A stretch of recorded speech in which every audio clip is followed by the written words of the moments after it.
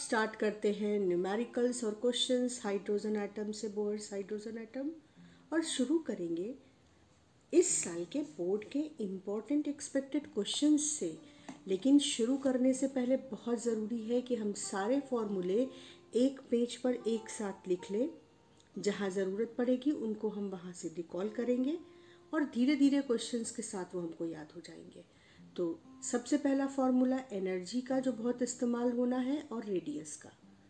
Importance के level पर अगर देखें तो ये दोनों बहुत यूज़ होंगे और उसके बाद इसका यूज़ इनके कंपैरिजन में रिलेटिवली कम होगा, जो नॉर्मली ट्रेंड है क्वेश्चंस का।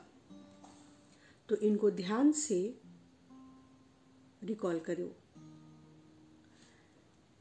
ठीक, उसके बाद देखो क्या है इम्पोर्टेंट है बोर्स रेडियस। बोर्स रेडियस का मतलब बात हाइड्रोजन एटम की हो रही है और बोर्स रेडियस का मतलब बात फर्स्ट ऑर्बिट की हो रही है। तो z equal to 1 n equal to 1, तो ये बोर्स रेडियस। इसकी स्पेसिफिक वैल्यू 0.53 एंगस्ट्रॉम। ये अपने आप में एक इम्पॉर्टेंट सवाल है जो पूछा गया है कई बार। और इसके अलावा Bohr's first orbit, Bohr's second orbit, Bohr's third orbit अगर मिले तो इसका मतलब है कि z इक्वल टू 1 वैल्यू के लिए यानी हाइड्रोजन के लिए बात हो रही है। इसके अलावा देखो काइनेटिक एनर्जी टोटल एनर्जी के बराबर होती है। तो अगर काइनेटिक एनर्जी पे सवाल आता है तो जो टोटल एनर्जी का एक्सप्रेशन है वो ही यूज़ होगा, बस निगेटिव साइन टोटल एनर्जी का काइनेटिक एनर्जी में नहीं होगा क्योंकि काइनेटिक एनर्जी निगेटिव नहीं होती है। लेकिन पोटेंशियल एनर्जी पे सवाल आएगा तो वो ट्वाइस टोटल एनर्जी होती है, निगेटिव साइन भी रहेगा। और जो z² upon n² 13.6 electron volt है उसको 2 से मल्टीप्लाई करेंगे तो पोटेंशियल एनर्जी मिलेगी। ठीक, आगे देखो। आगे ये बहुत इंपॉर्टेंट फैक्ट है, रिकॉल करना ज़रूरी है। ग्राउंड स्टेट का मतलब n इक्वल टू 1 यानी फर्स्ट ऑर्बिट की बात हो रही है। फर्स्ट एक्साइटेड स्टेट का मतलब होगा n इक्वल टू 2 ऑर्बिट की बात हो रही है, सेकेंड ऑर्बिट की बात हो रही है। इसी तरह से सेकेंड एक्साइटेड स्टेट का मतलब थर्ड ऑर्बिट की बात हो रही है, n equal to 3 energy state की बात हो रही है। और इसके बाद यहां पर हम आ जाते हैं कुछ बहुत इंपॉर्टेंट टर्म्स। सबसे पहले बात करते हैं लाइमन सीरीज की। और लाइमन सीरीज में first line n equal to 2 से n इक्वल टू 1 के बीच का ट्रांजिशन, ठीक, फर्स्ट लाइन इससे मिलेगी। लेकिन n इक्वल टू इनफाइनाइट से यानी आयनाइजेशन स्टेट से n इक्वल टू 1 के बीच का ट्रांजिशन आपको सीरीज लिमिट यानी आखिरी लाइन देगा। तो ये दोनों तो वैल्यू भी लाइमन सीरीज के लिए याद रखो तो तुम्हें बहुत फ़ायदा होगा। 1 2 1 6, इसको 12 16 12 16, जैसे भी रिदम से, ट्रिक्स से, जो भी तरीका तुमको तुम्हारे इन्फॉर्मेशन को दिमाग में ऐसे स्टोर कर सके कि जब आप रिकॉल करना चाहो तो उसी मेमोरी लोकेशन पर जाकर हिट करे आप इसको। जैसे मुझे ये 12 16 है ना, इस तरीके से मुझे ये आसानी से याद हो रहा है। अब मैंने इसको ध्यान से देखा और 12 + 4 16, तो ये एक डेटा ऐसा था जो मेरे दिमाग में बैठ गया, तो मुझे ऐसे याद करने में आसानी हुई।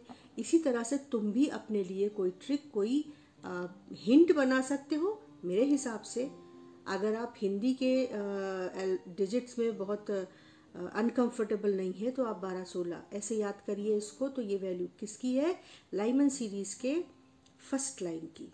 फर्स्ट लाइन कैसे मिलेगी? मिनिमम वेवलेंथ की। फर्स्ट लाइन मतलब मिनिमम वेवलेंथ,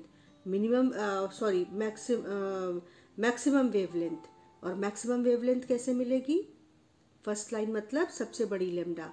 सबसे बड़ी लेमडा कैसे मिलेगी हमको? सबसे कम एनर्जी डिफरेंस वाले एनर्जी स्टेट के बीच जब ट्रांजिशन हो। और सबसे कम energy difference n equal to 1 के लिए n इक्वल टू 2 से ही है, क्योंकि उसके बाद तो एनर्जी डिफरेंस बढ़ना ही है। तो n इक्वल टू 2 से 1 के लिए पहली लाइन, और सबसे ज़्यादा एनर्जी स्टेट में डिफरेंस, यानी जब 13.6 इलेक्ट्रॉन वोल्ट पूरा अगर इलेक्ट्रॉन को मिल जाए तो वो एटम को ही छोड़कर बाहर निकल जाएगा, ये सबसे बड़ा एनर्जी ट्रांजिशन होगा। तो आपको जो सीरीज लिमिट मिलेगी, सबसे हाई एनर्जी डिफरेंस जो एमिट होगा या एब्जॉर्ब होगा, और सीरीज लिमिट का मतलब सबसे छोटी लैम्डा सबसे बड़ी एनर्जी। ठीक, तो सीरीज लिमिट 912, 9 3 का डिफरेंस 12, 9 3 12।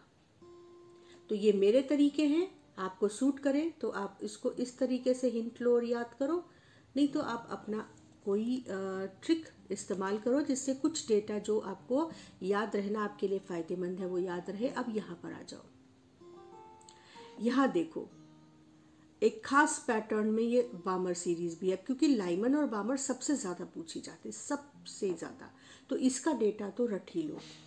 6563 ध्यान से देखो, और 3646, 6 की डोमिनेंस और ये पैटर्न इस डिजिट को याद करने में मदद करता है। तो फर्स्ट लाइन यानी सबसे बड़ी वेवलेंथ, यानी सबसे कम एनर्जी का ट्रांसफर। तो n इक्वल टू 2 के लिए अगर ट्रांजिशन है तो उससे ऊपर n इक्वल टू 3 से जब ट्रांजिशन होगा, 1 से 3 में या 3 से 1 में, तो सबसे बड़ी वेवलेंथ यानी सबसे कम एनर्जी का लेन देन होगा। यानी फर्स्ट लाइन 6563 एंगस्ट्रॉम और लास्ट लाइन बामर सीरीज के स्पेक्ट्रम ग्रुप की 3646 एंगस्ट्रॉम। ठीक है, सीरीज लिमिट। तो ये जो टर्म है ना फर्स्ट लाइन और सीरीज लिमिट, ये भी ध्यान रखो। सीरीज लिमिट का मतलब जो इस ग्रुप में आखिरी लाइन होगी।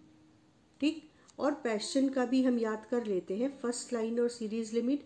फर्स्ट लाइन क्या, जब n इक्वल टू 3 की बात हो रही है, अगर जितने भी n इक्वल टू 3 में एंड अप होने वाले ट्रांजिशन से वो क्वेश्चन सीरीज को फॉर्म करेंगे, तो पहली लाइन किससे बनेगी? ऑब्वियसली n इक्वल टू 4 से n इक्वल टू 3 में ट्रांजिशन होगा। और लास्ट लाइन या सीरीज लिमिट तो हमेशा n इक्वल टू इनफाइनाइट से n equal to 3, n equal to 2, n equal to 1, इसमें जब ट्रांजिशन होगा तो हमेशा आयनाइजेशन स्टेट से जो लोएस्ट एनर्जी स्टेट है उसमें ट्रांजिशन उस ग्रुप के लिए सीरीज लिमिट को फॉर्म करेगा। तो अब हमको ऑलमोस्ट सारे पॉइंट्स रिकॉल हो गए जो थ्रू आउट द डिस्कशन हमने समझे थे। बस एक और पॉइंट है जो बहुत ज़्यादा इस्तेमाल होता है, and that is quantization condition. तो मैं सारे पॉस्टुलेट्स की बात इस समय नहीं कर रही हूँ, मैं सिर्फ एक इस पॉस्टुलेट की बात कर रही हूँ कि इलेक्ट्रॉन सिर्फ उस ऑर्बिट में रिवॉल्व करेगा जिसका angular momentum integral multiple of h/2π हो। तो अगर फर्स्ट ऑर्बिट की बात है तो n equal to 1, second orbit की बात है तो n इक्वल टू 2, और थर्ड ऑर्बिट की बात है तो n equal to 3 and so on. तो ये एक ऐसा फॉर्मूला है जो बहुत ज़्यादा पूछा गया है इस पर बेस्ड क्वेश्चंस को, तो ये हम अलग से मेंशन कर रहे हैं। तो ये पूरा पेज आपके उन इम्पॉर्टेंट फैक्ट्स के लिए एक साथ कलेक्शन है जो आपको आपके फर्दर क्वेश्चंस में अभी हम लोगों की प्रैक्टिस में काम आने वाला है। ये नोट्स मैं इंस्टाग्राम पर भी अपने पेज पर डाल रही हूँ कि जिन बच्चों को भी नोट्स केवल पेज देखने हो वो वहाँ पर जाकर इनको एक्सेस कर सकते हैं। तो अब हम शुरू करते हैं। सबसे पहले वो क्वेश्चंस जो इस साल के लिए हमें इम्पोर्टेंट लग रहे हैं। अब पहला टॉपिक एंगुलर मोमेंटम यानी क्वांटाइजेशन कंडीशन से रिलेटेड सारे क्वेश्चंस देखो। 2014 angular momentum of third orbit Bohr's third orbit upon angular momentum of Bohr's second orbit ratio पूछा गया है। 2017 quantization condition of Bohr's postulate, quantization condition केवल पूछी गई है। 2016 angular momentum of third Bohr's orbit, 2011 angular momentum of second Bohr's orbit, 2013 2019 Bohr's postulate. तो तुम देख सकते हो कि ये किस कदर इम्पोर्टेंट टॉपिक है, और ये टॉपिक 2020 में नहीं था तो ऑब्वियसली 2021 में बहुत ज़्यादा इम्पोर्टेंट होने वाला है। तो हम स्टार्ट करते हैं बोहर्स पोस्टुलेट के सिर्फ क्वांटाइजेशन कंडीशन से। बोहर्स पोस्टुलेट अपने आप में इस साल के लिए बहुत इम्पॉर्टेंट और एक्सपेक्टेड क्वेश्चन है, लेकिन वो तीनों पॉइंट्स क्योंकि हम पीछे से डिस्कस करके आ रहे हैं तो वो यहाँ पे हम रिपीट नहीं करेंगे। हम सिर्फ क्वांटाइजेशन कंडीशन लिख लेते हैं जो कि हमको न्यूमेरिकल में ज़रूरत है। वह अभी हमने ऑलरेडी लिखा ही है तो हम फिर से एक बार लिख लेते हैं। MVR is equal to NH/2π।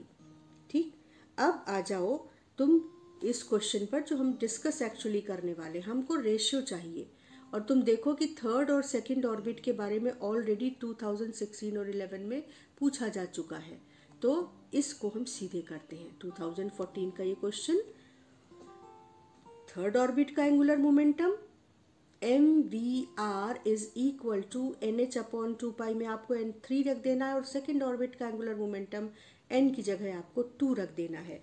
तो देखो हम इसको थोड़ा सा सिंप्लीफाई कर लेते हैं। Angular momentum for third orbit divided by angular momentum for second orbit is equal to, third orbit के लिए यहाँ n इक्वल टू 3 रखेंगे तो ये हो जाएगा 3h/2π। ये क्या हो गया? Angular momentum for third orbit. Angular momentum for second orbit क्या हो जाएगा? n की जगह 2 रख दो, 2h/2π। 2π कैंसिल हो जाएगा तो तुम्हारे पास बचे और h भी कैंसिल हो जाएगा, तो you will be left with 3/2 and this is the answer. कितना सिंपल क्वेश्चन था, 2 मार्क्स का था। ठीक, अब अगले ग्रुप ऑफ क्वेश्चंस पर चलते हैं। अगला टॉपिक है बोहर्स रेडियस। अब बोहर्स रेडियस पे देखो कितने सवाल आए हैं और किस किस तरह से आए हैं। एक तो बोहर्स रेडियस को R0 सिंबल से रिप्रेजेंट करके कहा कि थर्ड ऑर्बिट का रेडियस बताओ, या nth ऑर्बिट का एक्सप्रेशन डिराइव करा लिया है और कई बार कराया गया है। यहाँ पे 2 साल मेंशन है पर कई बार आया है। और radius of second orbit of hydrogen पूछ लिया है। थर्ड ऑर्बिट, सेकेंड ऑर्बिट, है ना। तो हमको क्या याद होना चाहिए? हमको याद होना चाहिए कि nth ऑर्बिट के रेडियस का एक्सप्रेशन क्या है,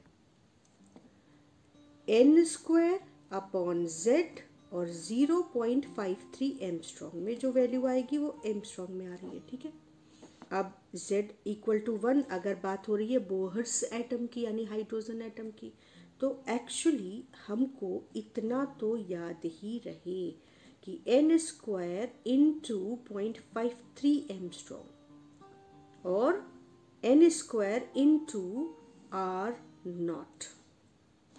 याद कैसे रखना है कि यहाँ n² होगा कि भाई अगर सेकेंड ऑर्बिट की बात होगी तो एक्चुअली n इक्वल टू 1 से n इक्वल टू 2 हुआ है, लेकिन रेडियस डबल नहीं होगी।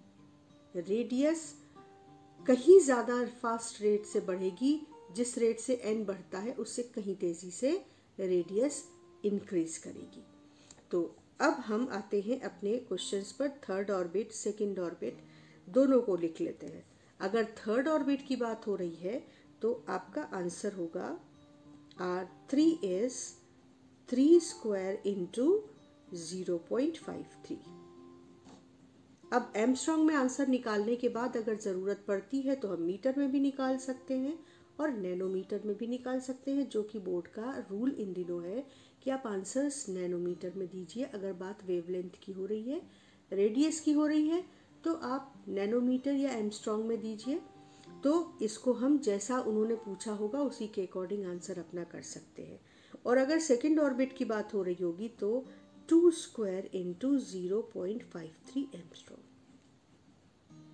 सिंपल है ना, लेकिन कितनी बार पूछा गया है उससे पता चलता है कि बोहर्स पोस्टुलेट के बाद और एंगुलर मोमेंटम के बाद हमारे लिए अगला इम्पॉर्टेंट टॉपिक बोहर्स एटम में रेडियस का एक्सप्रेशन है। तो उसका फॉर्मूला हमको अच्छी तरह से याद होना चाहिए।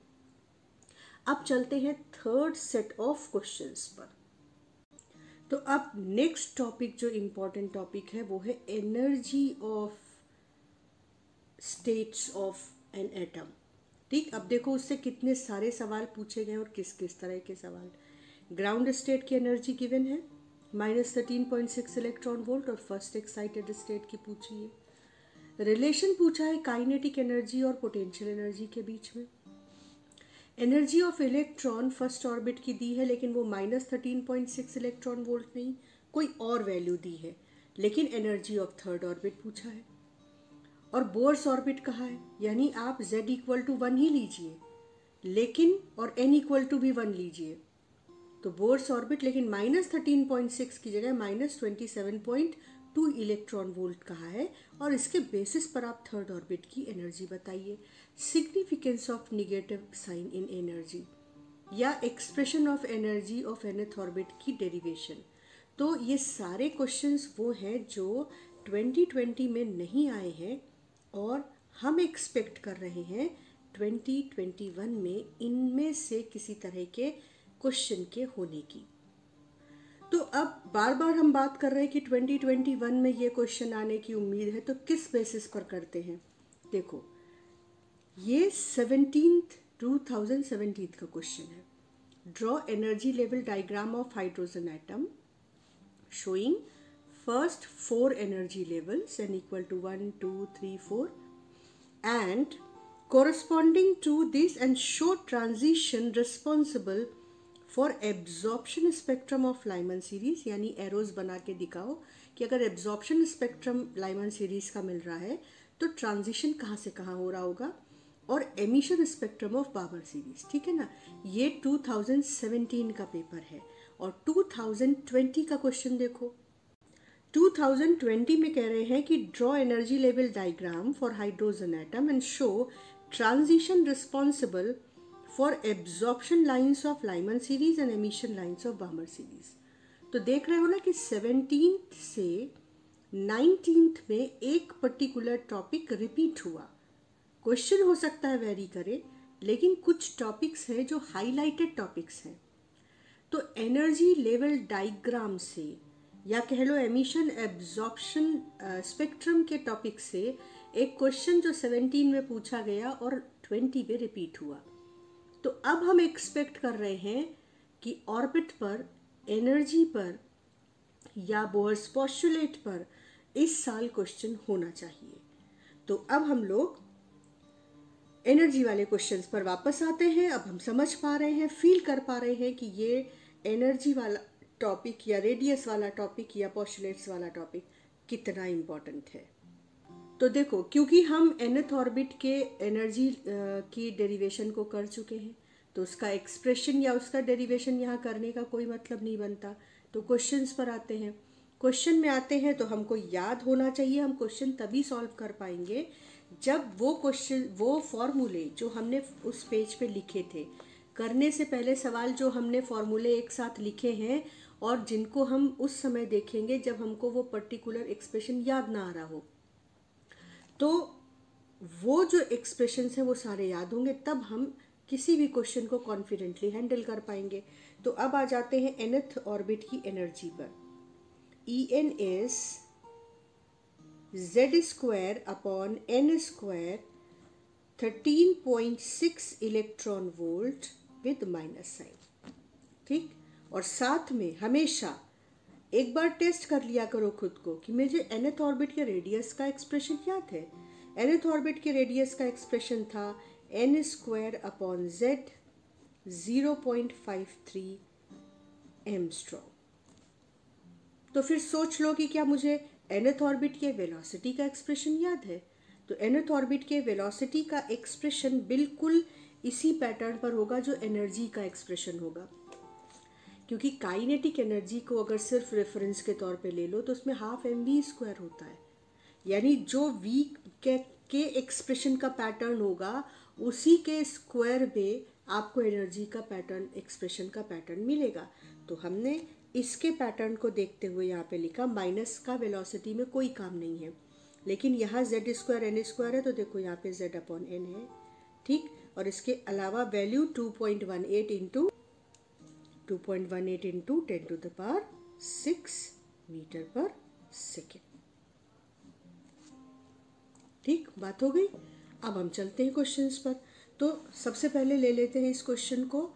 13.6 इलेक्ट्रॉन वोल्ट है ग्राउंड स्टेट की एनर्जी, तो फर्स्ट एक्साइटेड स्टेट। अब ध्यान रखो, ग्राउंड स्टेट, एक first excited state, second excited state, जब ये टर्मिनोलॉजी चल रही है तो ग्राउंड स्टेट मतलब n=1, फर्स्ट एक्साइटेड स्टेट मतलब n=1 से ठीक ऊपर वाली ऑर्बिट यानी n=2, सेकंड एक्साइटेड स्टेट मतलब n=2 से ऊपर वाली ऑर्बिट यानी n=3। तो अगर ग्राउंड फर्स्ट और सेकंड एक्साइटेड स्टेट के टर्म्स चल रहे हैं तो n=1 ग्राउंड स्टेट होगा, ठीक। लेकिन अगर first energy state, second energy state, third energy state का टर्म यूज हो रहा है तो फर्स्ट एनर्जी स्टेट का मतलब n=1, सेकंड एनर्जी स्टेट का मतलब n=2।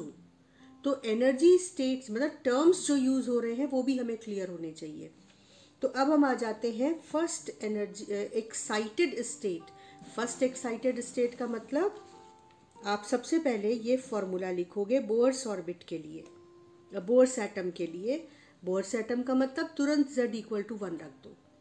तो बोर्स एटम के लिए आपने लिख दिया z=1 यानी आपका फॉर्मूला और भी ज़्यादा सिंपल हो गया, -13.6/n²। अब हम क्वेश्चंस के लिए तैयार है हाइड्रोजन एटम के। Z का प्रॉब्लम भी नहीं रह गया। अब first excited state, ground state का मतलब n=1, तो फर्स्ट एक्साइटेड स्टेट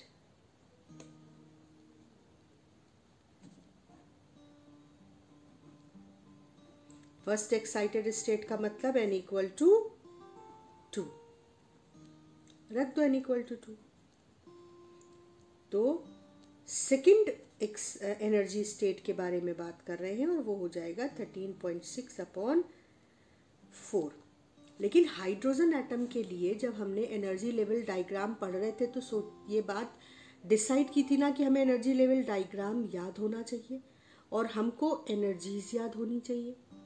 इसके अलावा हमको फर्स्ट और सेकंड के बीच, सेकंड और थर्ड के बीच, फर्स्ट और थर्ड के बीच, फर्स्ट और फोर्थ के बीच, ये कुछ इम्पॉर्टेंट डिफरेंसेस हैं एनर्जी स्टेट्स के बीच जो याद रहेंगी तो हमारे न्यूमेरिकल्स काफ़ी हद तक जो प्रोबेबल टाइप होता है, पैटर्न होता है कि ज़्यादातर क्वेश्चंस n=1 से 2 या 2 से 3 या 1 से 3 इस तरीके के एनर्जी ट्रांजिशन से रिलेटेड होते हैं तो वो हमें ज़रा जल्दी हो जाएंगे, हमसे आसानी से हो जाएंगे। तो यहाँ पे हमको पता है कि सेकेंड एनर्जी स्टेट, अब एक बार हम खुद को रिकॉल करने के लिए बोल देते हैं E1 -13.6 इलेक्ट्रॉन वोल्ट और E2 याद है -3.4 electron volt, E3 -1.51 electron volt, E4। ये चीज़ें तुमको याद होनी चाहिए। इसको जैसे ही हम डिस्कस कर रहे हैं और तुम कहीं पे एनर्जी स्टेट्स की एनर्जी को याद नहीं कर पाए, रिकॉल नहीं कर पाए, तो तुरंत अभी के अभी जाओ, उसको देखो, वीडियो पॉज करो, उस एनर्जी वैल्यू को याद करो और उसको 3-4 बार लिखो। तो इस तरीके की छोटी छोटी एफर्ट्स से आप इन सारी वैल्यूज़ को ठीक से याद कर लेंगे। फिर इन्हें जैसे मैंने एक पेज पे सारा इकट्ठा लिख लिया, आप भी जितना कुछ आपको याद होना चाहिए वो सब एक पेज पे लिख लो और अपनी आसपास ऐसी जगह पर पेस्ट कर दो जहाँ से तुम्हारे नोइंगली अननोइंगली नज़र जाती है और तुमको वो एक्सप्रेशन दिखाई पड़े। ये ट्रिक्स हैं, ये साइंटिफिक मेथड है दिमाग के काम करने के तरीके को पहचान कर अपनी पढ़ाई को प्लान करने का, उसको इसकी स्ट्रैटेजी बनाने का। तो यहाँ पर हमारा इसको हमें कैलकुलेट ना भी करें तो हमको याद है कि ये हमारा आंसर हो जाएगा -3.4 इलेक्ट्रॉन वोल्ट। ये आंसर हो गया हमारा फर्स्ट टाइप ऑफ क्वेश्चन था। अब इसके बाद देखो काइनेटिक एनर्जी और पोटेंशियल एनर्जी के बीच रिलेशन, अब ये भी हमको याद होना चाहिए। तो ये क्वेश्चन आंसर नंबर 9 करने के बाद अब हम आंसर नंबर 10 पर आते हैं। तो आंसर नंबर 10 अगर हमें याद है तो इसमें कुछ है ही नहीं। काइनेटिक एनर्जी टोटल एनर्जी के बराबर होती है, बस केवल उसके माइनस साइन को कंसीडर नहीं करना है। और potential energy 2 times total energy होती है और साथ में टोटल एनर्जी की तरह पोटेंशियल एनर्जी नेगेटिव भी होती है। तो हम क्या लिखेंगे काइनेटिक एनर्जी और पोटेंशियल एनर्जी के बीच रिलेशन को, कि काइनेटिक एनर्जी का मैग्नीट्यूड पोटेंशियल एनर्जी के मैग्नीट्यूड का आधा होता है। बस यही रिलेशन के ऑप्शंस दिए थे। ऑप्शंस में सही ऑप्शन सेलेक्ट कर लो। आगे पहुंचते हैं अगले सवाल पर। अगला सवाल ये ले लो, जिसमें उन्होंने ground state Bohr's orbit, first Bohr's orbit जो है ना, उसको ये वैल्यू दे दी थी और पूछा था थर्ड ऑर्बिट। तो देखो एक्चुअली ये जो हमारा फर्स्ट बोहर ऑर्बिट था वो क्या था, z = 1 n = 1 के लिए फर्स्ट बोहर ऑर्बिट था और उसकी एनर्जी 13.6 इलेक्ट्रॉन वोल्ट होती है। लेकिन उन्होंने कहा कि आप 13.6 इलेक्ट्रॉन वोल्ट ना लो, आप मुझे आंसर करो जब ये वैल्यू 27.2 इलेक्ट्रॉन वोल्ट हो। तो अगर हमको ये पूरा जो डेरिवेशन है वो याद है तो यह समझा हुआ है, तो हमको ये पता रहेगा कि ये एक्चुअली z = 1 n = 1 की वैल्यू थी, यानी ग्राउंड स्टेट की वैल्यू थी। तो ये ग्राउंड स्टेट की वैल्यू अगर 13.6 की जगह 27.2 कह रहे हैं तो इसी की जगह 27.2 लिख देना है बस। तो nth ऑर्बिट के लिए इस आज के जो अभी का जो सवाल है उसके अकॉर्डिंग nth ऑर्बिट की वैल्यू होनी चाहिए हाइड्रोजन एटम के लिए 27.2 अपॉन n² इलेक्ट्रॉन वोल्ट। ठीक, ये जो 13.6 था उसकी जगह ये वैल्यू रिप्लेस कर दी। तो अब हमारी आंसर हो जाएगा 27.2 अपॉन थर्ड ऑर्बिट के बारे में पूछा है तो 3 का स्क्वायर दैट इज 9। तो आंसर आ जाएगा अप्रॉक्सीमेटली -3.02 इलेक्ट्रॉन वोल्ट। अब अगला सवाल देखते हैं। तो अब नेक्स्ट क्वेश्चन हम लेते हैं कि नेगेटिव साइन का सिग्निफिकेंस हम पहले भी बात कर चुके हैं, लेकिन अब उसे थोड़ा और बैलेंस्ड लैंग्वेज में मैं बता रही हूँ कि आपको क्या लिखना है। You will write that negative sign in the expression of energy implies that electron is bound with the nucleus through attraction force and since it is bound system is stable and that means and we have to provide plus 13.6 electron volt energy to electron in the first orbit of hydrogen atom if we want electron to be free। तो stable है system और अगर आप चाहते हैं कि वो system destroy हो जाए तो आपको उतनी एनर्जी, जितना निगेटिव एनर्जी लिखी हुई है उतनी एनर्जी प्लस में देनी पड़ेगी जिससे कि वो सिस्टम डिस्ट्रॉय हो जाए, सिस्टम इलेक्ट्रॉन और न्यूक्लियस एक दूसरे से फ्री हो जाए। ठीक, अब हम लोग आते हैं last topic of this hydrogen atom that is energy level diagram. और आपको पता है कि वो भी इक्वली इम्पॉर्टेंट है, लेकिन क्योंकि 2020 में एनर्जी लेवल डायग्राम से क्वेश्चंस आ चुके हैं तो अगर ये टॉपिक फिर से पूछा भी जाएगा तो गेस यही है कि एग्जैक्टली सेम फॉर्मेट क्वेश्चन का नहीं होगा, वो थोड़ा सा मॉडिफाइड फॉर्म में होगा। लेकिन फिर भी जो टॉपिक हम अब तक डिस्कस करके आए हैं ऑब्वियसली जो पिछले पैटर्न हैं बोर्ड के वो देखते हुए वो ज़्यादा प्रोबेबल क्वेश्चंस हैं। और अब हम लोग एनर्जी लेवल डायग्राम पर आते हैं, क्योंकि क्वेश्चन एब्जॉर्प्शन एमिशन की जगह कोई न्यूमेरिकल हो सकता है अगर एनर्जी लेवल डायग्राम से ही क्वेश्चन पूछा गया हो तो ट्रांजिशन से रिलेटेड। तो चलिए अब एनर्जी लेवल डायग्राम को डिस्कस कर लेते हैं। तो अब एनर्जी लेवल डायग्राम पर बहुत सारे सवाल आए हुए हैं, एक एक करके देखते हैं। पहला है हाइड्रोजन स्पेक्ट्रम की कौन सी सीरीज यूवी रीजन और विजिबल रीजन में लाई करती है। ये बहुत एक्सपेक्टेड क्वेश्चन है 2021 के लिए, और क्योंकि यूवी रीजन या विजिबल रीजन ही बार बार पूछा गया 13 में, 11 में, 19 में, तो तुम समझ सकते हो कि ये दो सीरीज कितनी अलग से इम्पोर्टेंस रख रही हैं। तो यूवी रीजन में लाइमन सीरीज और विजिबल रीजन में बामर सीरीज।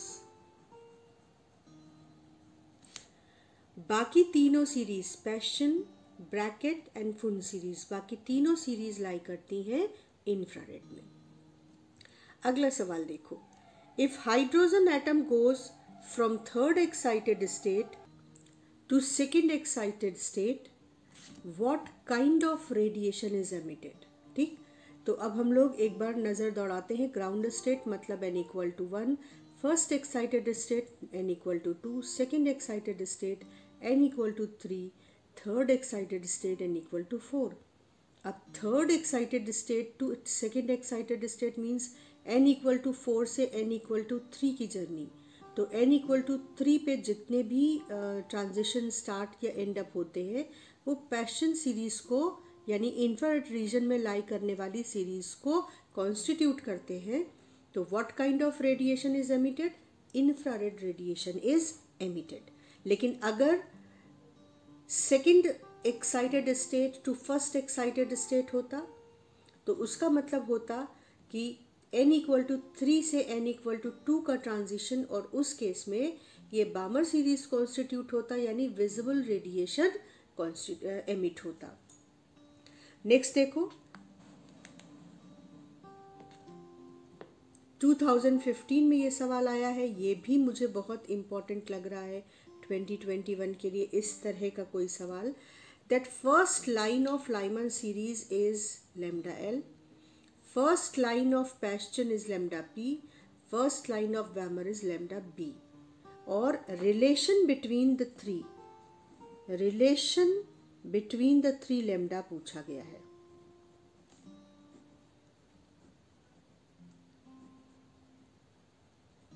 ठीक है, तो अब पहले ध्यान से देखो कि एनर्जी किसकी सबसे ज्यादा होगी. एनर्जी डिफरेंस या एनर्जी एब्जॉर्ब्ड या एनर्जी एमिटेड किसकी सबसे ज़्यादा होगी. तो लाइमन का मतलब हो गया n इक्वल टू 2 से n इक्वल टू 1 का ट्रांजिशन. फिर बामर का मतलब हो गया n इक्वल टू 3 से n इक्वल टू 2 का ट्रांजिशन. और पैशन का मतलब हो गया n इक्वल टू 4 से n इक्वल टू 3 का ट्रांजिशन. तो सबसे ज़्यादा एनर्जी का एब्जॉर्प्शन या एमिशन होगा लाइमन में. उसके बाद सेकंड नंबर पे जो एनर्जी का ट्रांसफर होगा वो होगा बामर में.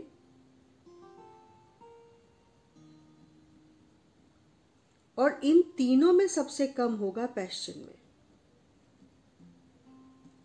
ठीक, तो हम लिख सकते हैं कि energy transfer is maximum in Balmer, उसके बाद लाइमन, उसके बाद एनर्जी ट्रांसफर बैमर का होगा और उसके बाद एनर्जी ट्रांसफर पैशन का. तो लेम्डा और एनर्जी के बीच रेसिप्रोकल रिलेशन होता है. तो हम लिख सकते हैं कि सबसे बड़ी लेम्डा पैशन में होगी, उसके बाद बामर में और उसके बाद लाइमन में. तो ये हमारा आंसर होगा. Lambda of passion is greater than lambda of बामर is greater than lambda of Lyman series. Next question देखो, कितनी ज्यादा बार पूछा गया है. एनर्जी लेवल डायग्राम ड्रॉ कराया है और फर्स्ट 4 एनर्जी लेवल्स. एक साल जो आयनाइजेशन लेवल है वो भी कहा है कि ड्रॉ करो, और उसके बाद फिर अलग अलग कॉम्बिनेशन रहे हैं इन ईयर्स में. एक में उन्होंने कहा कि वो ट्रांजिशन शो करो जो absorption line of Lyman, absorption line of Balmer and emission line of Balmer को रिप्रेजेंट करे. एक साल उन्होंने इस एनर्जी लेवल डायग्राम के साथ पूछा कि maximum energy of photon which is emitted by hydrogen atom in electron volt वो बताओ कितना है. और इसके अलावा उन्होंने एनर्जी लेवल ड्रॉ करा के प्योर न्यूमेरिकल कैलकुलेशंस करवाई हैं. तो प्योर न्यूमेरिकल कैलकुलेशंस को हम एक साथ देखेंगे, लेकिन यहाँ पर जो थोड़ा सा पार्ट थ्योरेटिकल है उसको पहले डिस्कस कर लेते हैं. एनर्जी लेवल डायग्राम बनाते हैं, उसके बाद इन लाइंस को दिखाते हैं और उसके बाद आते हैं मैक्सिमम एनर्जी फोटोन पर. तो सबसे पहले 4 लाइंस ड्रॉ की. लाइन ड्रॉ करने के लिए जो कि एनर्जी स्टेट्स को रिप्रेजेंट करेंगी, 1 और 2 के बीच सबसे ज़्यादा सेपरेशन, 2 और 3 के बीच उससे कम, 3 और 4 के बीच उससे कम। जैसे जैसे ऊपर जाएंगे हायर लेवल्स पे ये सेपरेशन कम होता जाएगा। इसके बाद ये वैल्यूज़ हमको अभी तक लर्न हो जानी चाहिए। -13.6, -3.4, -1.51 एंड -0.85 इलेक्ट्रॉन वोल्ट। इसके बाद उन्होंने कहा है कि पहले एब्जॉर्प्शन लाइंस दिखाओ बामर सीरीज की और लाइमन सीरीज की। तो एब्जॉर्प्शन का मतलब होता है कि कुछ एनर्जी लेकर लोअर स्टेट से हायर एनर्जी स्टेट में जाना। तो अगर लाइमन सीरीज में एब्जॉर्प्शन मिल रहा है तो इसका मतलब कि कहाँ से शुरू हुआ है ये ट्रांजिशन, n=1 से। n=1 से किसी भी हायर एनर्जी स्टेट में जाएंगे तो हमको लाइमन सीरीज का एब्जॉर्प्शन मिलेगा। तो लाइमन सीरीज के एब्जॉर्प्शन के लिए n=1 से ट्रांजिशन शुरू हुआ और किसी भी हायर एनर्जी स्टेट पे एंड अप होगा जाकर, तो ये एब्जॉर्प्शन सीरीज प्रोड्यूस करेगा। यानी इन वेवलेंथ के कोरस्पॉन्डिंग डार्क लाइंस मिलेंगी, यानी ये वेवलेंथ जो बाहर निकल रहा है रेडिएशन एनर्जी, उस एनर्जी से ये लाइंस गायब होंगी। ठीक, तो ये हो गया लाइमन सीरीज का एब्जॉर्प्शन स्पेक्ट्रम। इसके बाद आते हैं एब्जॉर्प्शन स्पेक्ट्रम ऑफ बामर सीरीज। अब बामर सीरीज के ट्रांजिशन के लिए ज़रूरी है कि n=2 से ट्रांजिशन हो अपर लेवल पर भी और एंड अप हो n=2 में, अगर हम एमिशन स्पेक्ट्रम की बात कर रहे हैं। तो एब्जॉर्प्शन के लिए n=2 से इलेक्ट्रॉन किसी हायर एनर्जी स्टेट में जंप करेगा, तो वो कोई भी हायर एनर्जी स्टेट हो सकती है। लेकिन एब्जॉर्प्शन का ट्रांजिशन हमें लोअर एनर्जी स्टेट से एरो हायर एनर्जी स्टेट पर ले जाते हुए ट्रांजिशन लोअर से हायर दिखाना पड़ेगा। ठीक, तो ये बामर सीरीज का एब्जॉर्प्शन हो गया। इसके बाद बामर सीरीज का एमिशन स्पेक्ट्रम। तो हमें मालूम है कि बामर सीरीज प्रोड्यूस होने के लिए n=2 से ट्रांजिशन स्टार्ट या एंड अप होना है। तो किसी भी हायर एनर्जी स्टेट से n=2 पर एंड अप होने वाले जो ट्रांजिशंस हैं उनसे जो वेवलेंथ निकलेगी वो बामर सीरीज के एमिशन स्पेक्ट्रम को कॉन्स्टिट्यूट करेगी। तो हमने ट्रांजिशंस को इस तरीके से हायर से लोअर आते हुए दिखाया और n=2 तक सारे एरोज या ट्रांजिशंस एंड अप हो रहे हैं। ये बामर सीरीज का एमिशन हो रहा है। तो अब हम लोग नेक्स्ट क्लास में बचे हुए क्वेश्चंस करेंगे, पर आप देख रहे हो कि किस तरीके से हम टॉपिक को बहुत ही साइंटिफिक ढंग से पहले एग्जामिनेशन पैटर्न को डीप स्टडी करने के बाद, एनालाइज करने के बाद हम लोग अपने टॉपिक्स को बाकायदा ग्रुप्स में डिवाइड कर सकते हैं और ये एक्सपेक्टेड क्वेश्चंस का एक पूरा ग्रुप निकाल सकते हैं कि ऐसा कुछ सवाल आने की पॉसिबिलिटी इस साल ज़्यादा है। तो ये आपको मैं क्वेश्चंस तो दे ही रही हूँ, मैं आपको मेथड भी बता रही हूँ कि कैसे हमको जिस एग्ज़ाम को देने हम जा रहे हैं उसके पैटर्न की डीप स्टडी करनी चाहिए, एनालिसिस करनी चाहिए। और फिर जब हम पढ़ रहे हैं तो बैक ऑफ माइंड वो एनालिसिस, वो पॉइंट्स रहने चाहिए पढ़ते समय कि इस तरीके से सवाल पूछे जाते हैं इस टॉपिक से। तो जब हम पढ़ रहे हैं तब भी और जब नोट्स बना रहे हैं तब भी हमारे नोट्स की स्ट्रेटजी, स्ट्रक्चर, सब कुछ पढ़ने का स्ट्रेटजी और स्ट्रक्चर सब कुछ हमारे उस एग्ज़ाम की रिक्वायरमेंट के अकॉर्डिंग होना चाहिए जो हम देने जा रहे हैं। तो अब हम लोग नेक्स्ट क्लास में करेंगे न्यूमेरिकल्स और कुछ क्वेश्चंस जो आज के डिस्कशन में रह गए हैं।